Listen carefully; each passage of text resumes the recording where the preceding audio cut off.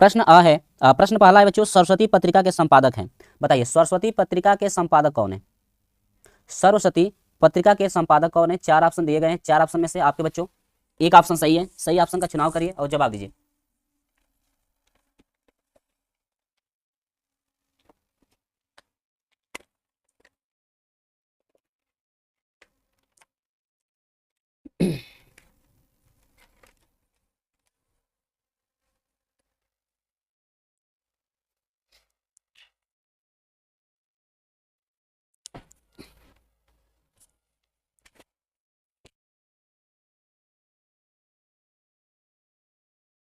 तो बच्चों यहाँ पे ऑप्शन की यदि बात कर ले तो बच्चों ऑप्शन नंबर आपका कौन सा सही हो जाएगा? ऑप्शन नंबर डी बिल्कुल यहाँ पे सही हो जाएगा बच्चों। ऑप्शन नंबर क्या हो जाएगा? डी।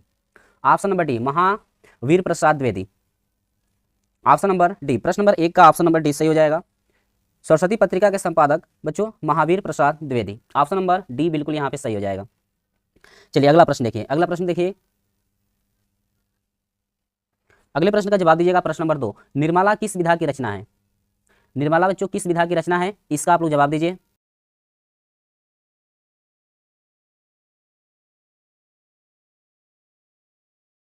चलो बच्चों दूसरा दे रखा है, निर्मला किस विधा की रचना है? निबंध, उपन्यास, जीवनी और आत्मकथा। चार ऑप्शन दिए गए हैं, चार ऑप्शन में से एक ऑप्शन सही है, सही ऑप्शन का चुनाव करिए।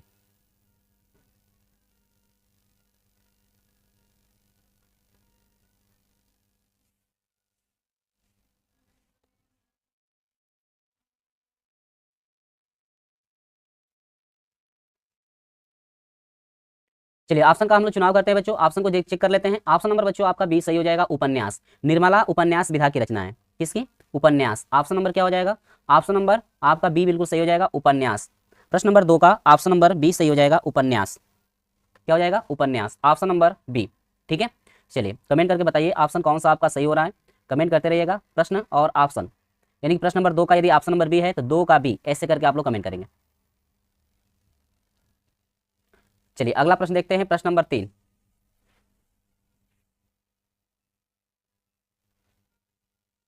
तीसरा प्रश्न क्या है? तीसरे प्रश्न को देखिए, पंचपात्र के लेखक है।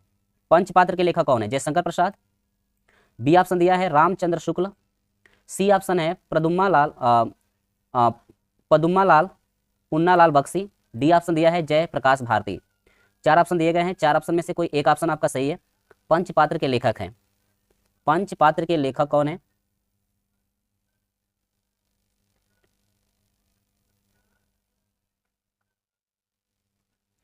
चलिए ऑप्शन का चुनाव करते हैं हम लोग। तो पंचपात्र के लेखक पदुम्मा लाल पुन्ना लाल बख्शी। ऑप्शन नंबर सी बिल्कुल यहाँ पे सही हो जाएगा। ऑप्शन नंबर क्या होगा? सी। ऑप्शन नंबर सी यहाँ पे बिल्कुल सही हो जाएगा। प्रश्न नंबर तीसरे का ऑप्शन नंबर सी।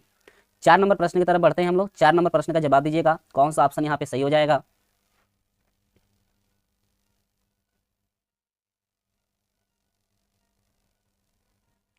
हिमालय की पुकार के लेखक है, हिमालय की पुकार के लेखक कौन है? पहला दिया हुआ है जयशंकर प्रसाद, दूसरा दिया हुआ है भगवत शरण उपाध्याय, सी ऑप्शन है रामधारी सिंह दिनकर, डी ऑप्शन है जयप्रकाश भारती। प्रश्न नंबर चार का कौन सा ऑप्शन सही हो जाएगा? इस ऑप्शन का चुनाव करिए, सही ऑप्शन का चुनाव करिएगा।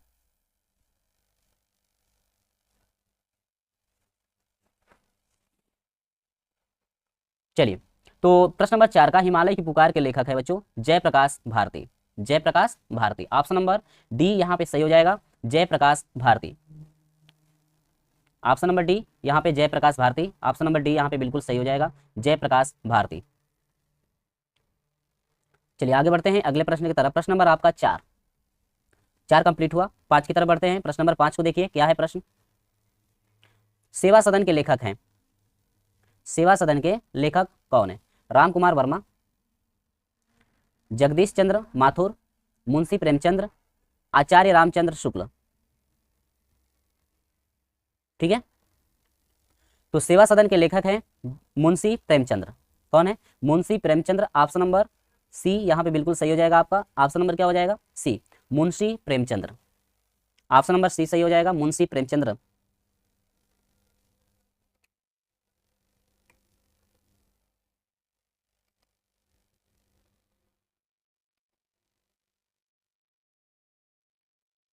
चलिए प्रश्न नंबर छह देखिए,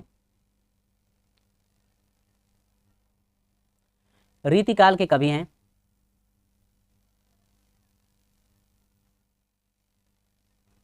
रीतिकाल के कवि कौन है?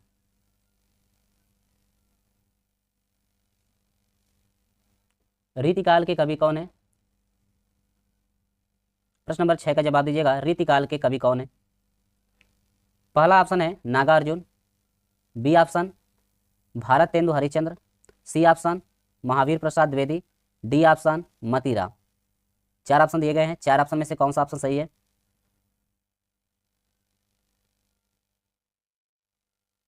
तो प्रश्न नंबर 6 का रीतिकाल के कवि मतीराम। कौन है? मतीराम। ऑप्शन नंबर डी यहाँ पे सही हो जाएगा, मतीराम। रीतिकाल के कवि कौन है? मतीराम। ऑप्शन नंबर डी यहाँ पे सही हो जाएगा। प्रश्न नंबर 7 को देखिए। प्रश्न नंबर 7 को,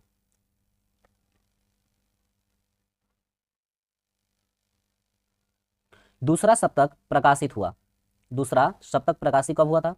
सन 1943 ईस्वी में, सन 1951 ईस्वी में, सन 1959 ईस्वी में, सन 1979 ईस्वी में। 4 ऑप्शन दिए गए हैं। दूसरा सप्तक प्रकाशित हुआ था कब? तो 7 नंबर प्रश्न का ऑप्शन नंबर हो जाएगा बी, 1951 में। 1951 में। ऑप्शन नंबर बी बिल्कुल सही हो जाएगा, 1951 में। 1951 में ऑप्शन नंबर बी यहाँ पे बिल्कुल आपका सही हो जाएगा।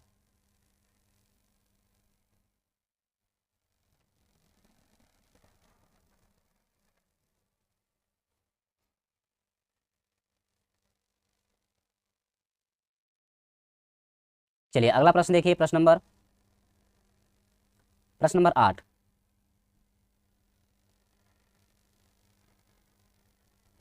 प्रश्न नंबर 8 का जवाब दीजिएगा।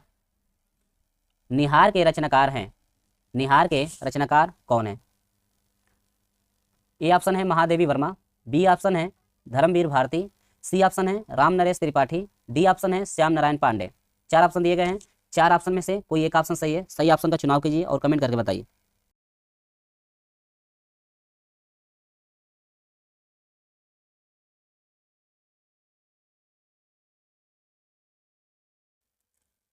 चलिए, तो ये हो जाएगा, निहार के रचनाकार जो है महादेवी वर्मा। निहार के रचनाकार कौन है? Mahadevi Verma. Option number A बिल्कुल यहाँ पे सही हो जाएगा।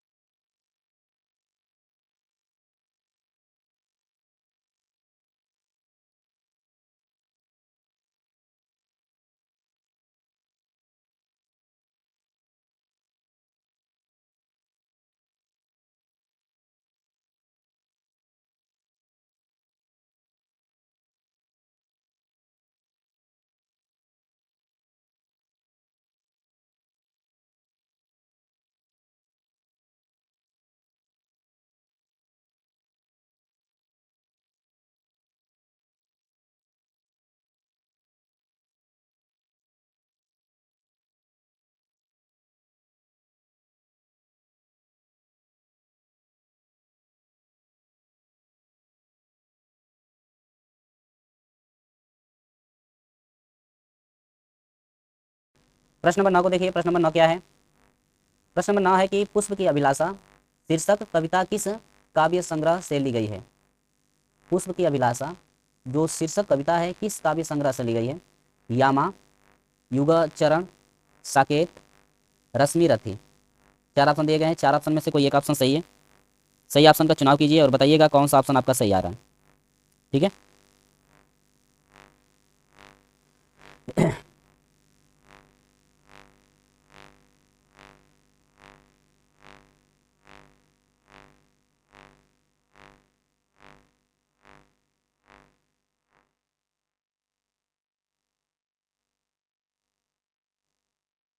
तो इसका ऑप्शन नंबर बी सही हो जाएगा, युगचरण। ऑप्शन नंबर क्या हो जाएगा? बी यहाँ पे सही हो जाएगा, युगचरण। Option number B. चलिए अगले प्रश्न तरफ बढ़ते हैं। प्रश्न नंबर 10 को देखिए। छायावाद युग की मुख्य विशेषता है युद्धों का सजीव वर्णन, भक्ति की प्रधानता, यथार्थ चित्रण, डी ऑप्शन है प्रकृति का मानवीकरण। तो ऑप्शन नंबर डी यहाँ पे सही हो जाएगा, प्रकृति का मानवीकरण। ऑप्शन नंबर क्या हो जाएगा बच्चों? ऑप्शन नंबर डी यहाँ पे सही हो जाएगा, प्रकृति का मानवीकरण। प्रकृति का मानवीकरण, ऑप्शन नंबर डी यहाँ पे बिल्कुल सही हो जाएगा। 10वें नंबर प्रश्न का ऑप्शन नंबर डी। चलिए आगे बढ़ते हैं। प्रश्न नंबर 11 को देखिए। करुण रस का स्थायी भाव है। करुण रस का स्थायी भाव क्या होता है? रति होता है, हास होता है, शोक होता है, निर्वेद होता है। 4 ऑप्शन में से एक ऑप्शन आपका सही है। तो करुण रस का स्थायी भाव होता है शोक। क्या होता है? शोक होता है। करुण रस का स्थायी भाव शोक होता है। ऑप्शन नंबर सी यहाँ पे बिल्कुल सही हो जाएगा। करुण रस का स्थायी भाव क्या होता है बच्चों? शोक। यानी कि ऑप्शन नंबर सी यहाँ पे बिल्कुल सही हो जाएगा, शोक। चलिए 20 नंबर प्रश्न की तरफ आते हैं। जहाँ उपमेय को उपमान पर सीधा आरोपित कर दिया जाता है तो वह कौन सा अलंकार होता है? उपमा अलंकार होता है, रूपक अलंकार होता है, उत्प्रेक्षा अलंकार होता है, अनुप्रास अलंकार होता है। बताइए यहाँ पर कौन सा अलंकार होगा?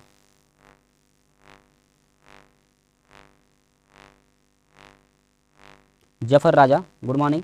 चलिए तो यहाँ पर आपका हो जाएगा प्रश्न नंबर 12 का ऑप्शन नंबर बी बिल्कुल सही हो जाएगा। ऑप्शन नंबर क्या हो जाएगा? बी यहाँ पे सही हो जाएगा, रूपक अलंकार। कौन सा अलंकार? रूपक अलंकार। यानी कि जहाँ उपमेय को उपमान पर सीधा आरोपित कर दिया जाता है तो वहाँ पर जो है रूपक अलंकार होता है। कौन सा अलंकार होगा? रूपक अलंकार। ऑप्शन नंबर बी यहाँ पे बिल्कुल राइट हो जाएगा। प्रश्न नंबर 16 की तरफ चलते हैं। अगला प्रश्न, देव नदी का परिवाची शब्द है। देव नदी का परिवाची शब्द क्या है? बताइए। देव नदी का परिवाची शब्द क्या है? यमुना, सरयू, गंगा, सरस्वती। प्रश्न नंबर 16 का ऑप्शन का जवाब दीजिएगा। देव नदी का परिवाची शब्द क्या होता है? ऑप्शन नंबर सी यहाँ पे सही हो जाएगा, गंगा। ऑप्शन नंबर क्या हो जाएगा? सी यहाँ पे सही हो जाएगा, गंगा। ऑप्शन नंबर सी। चलिए प्रश्न नंबर 17 की तरफ बढ़ते हैं। इस्माभि शब्द में विभक्ति एवं वचन है। तृतीय विभक्ति, बहुवचन, द्वितीय विभक्ति, द्विवचन, चतुर्थ विभक्ति, बहुवचन और षष्ठी विभक्ति, एक वचन। ऑप्शन नंबर इसका 17 नंबर का ऑप्शन नंबर ए सही हो जाएगा, तृतीय विभक्ति बहुवचन। तृतीय विभक्ति बहुवचन, ऑप्शन नंबर ए बिल्कुल यहाँ पे सही हो जाएगा। प्रश्न नंबर 18 की तरफ बढ़ते हैं। करें विकारी पद कितने प्रकार के होते हैं? विकारी पद कितने प्रकार के होते हैं? 2 प्रकार के होते हैं, 3 प्रकार के होते हैं, 4 प्रकार, 8 प्रकार के होते हैं, 4 प्रकार के होते हैं। विकारी पद कितने प्रकार के होते हैं? ऑप्शन नंबर डी सही हो जाएगा। विकारी पद जो है 4 प्रकार के होते हैं और वो भी कौन कौन होते हैं? यहाँ पे देख सकते हैं, संज्ञा हो गया, सर्वनाम हो गया, विशेषण हो गया और क्रिया हो गया। ये विकारी शब्द हैं। क्या है? विकारी पद हैं। तो विकारी पद कितने प्रकार के होते हैं? 4 प्रकार के। और 4 प्रकार के कौन कौन हैं? आपका है संज्ञा, सर्वनाम, विशेषण और क्रिया। तो विकारी जो पद हैं वो आपके 4 प्रकार के होते हैं। ठीक है, अगले प्रश्न की तरफ बढ़ते हैं। प्रश्न नंबर 18। प्रश्न नंबर 18 को देखिए। अर्थ के आधार पर वाक्य के कितने भेद होते हैं? अर्थ के आधार पर वाक्य के कितने भेद होते हैं? 2 भेद होते हैं, 8 भेद होते हैं, 4 भेद होते हैं, 5 भेद होते हैं। अर्थ के आधार पर वाक्य के कितने भेद होते हैं?